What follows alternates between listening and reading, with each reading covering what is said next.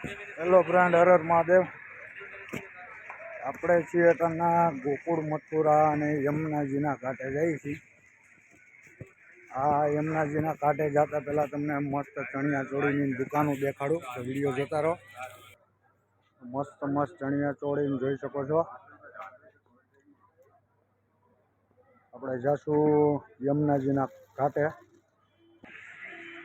લુગડા અહીંથી લેવાના છે આપણે કાનુડાના, રિટર્નમાં આવશું। આપણે જોતા બજાર છે આખી,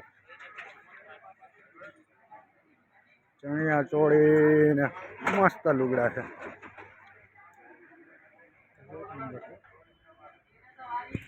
દુકાનો દેખાડી દીધી, હવે ચાલો યમુનાજીનો ઘાટ દેખાડું। જે તમે ગોકુળ મથુરા આવો તો જેને બ્રહ્માંડ ઘાટથી ઓળખાય છે, તો આપણે ઘાટ બાજુ જઈએ છીએ। ચાલો દેખાડું બ્રહ્માંડ ઘાટ, વિડીયો જોતા રહેજો। બ્રહ્માંડ ઘાટ જોઈ શકો છો, દૂર દૂરથી આવેલા યાત્રિકો અહીંયા પૂજા કરી રહ્યા છે।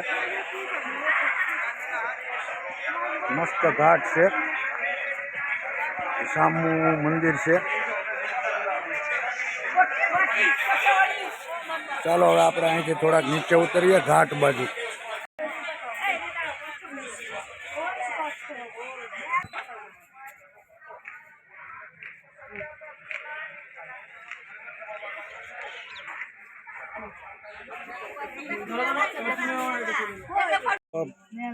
યમુનાજી નદી, એમાં કાચબાઓ છે।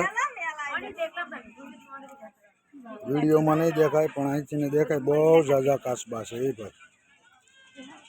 15-17 કાચબા તો અહીંથી દેખાય જ છે કાંઠે। જોઈ શકો છો, બોટમાં ફરવા જવું હોય તો જવાય।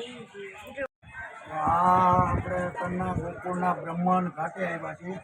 આ તમે પાછળ જોઈ શકો છો, યમુનાજી નદી છે અને બ્રિજનું કામ ચાલુ છે। અને નદી આમ જોવો તો યમુનાજી ગોકુળ મથુરામાં કૃષ્ણ જન્મના બહુ ઝાઝા વર્ષો થઈ ગયા, પણ યમુનાજી જે છે એ વર્ષો થયા છે। બાકી તો જૂની નિશાનો કાંઈ અત્યારના વધી નથી। આ યમુનાજીનો ઘાટ એ સત્ય યમુનાનો ઘાટ હજી અહીંયા છે। અને આ આપણે અત્યારના બ્રહ્માંડ ઘાટ ઉપર છીએ। નવરા બેઠા હતા, મેં કીધું ચાલો બ્રહ્માંડ ઘાટનો વિડીયો તમને બતાવો। તો ગોકુળ મથુરા તમે આવો તો બ્રહ્માંડ ઘાટ જોવા જેવી, અને ઘાટમાં સ્નાન કરવું હોય તો સ્નાન પણ કરી શકો છો। આ દિલ્હી બાજુથી યમુનાજી નદી આવે છે, અને આ નદીની ઓલી સાઈડમાં ગોકુળ ગામ છે। તો ચાલો હવે મળશું આપણે આગલા વિડીયોમાં। હવે પાછા રજા લઈશું। હર હર મહાદેવ, જય શ્રી કૃષ્ણ।